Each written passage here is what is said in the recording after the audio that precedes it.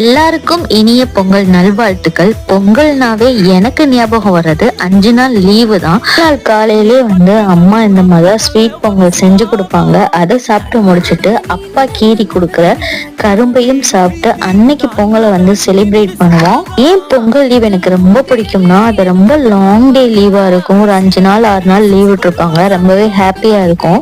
இங்கே வந்ததுல இருந்து பொங்கல் கரும்பு எல்லாமே நான் மிஸ் பண்றேன். அந்த மிஸ்ஸிங் இருக்கக்கூடாதுன்றதுக்காக தான் இன்னைக்கு நாங்க பொங்கல் செலிப்ரேஷன்ல பொங்கல் செஞ்சு நானும் என் கிட்ஸும் சாப்பிட்டோம்.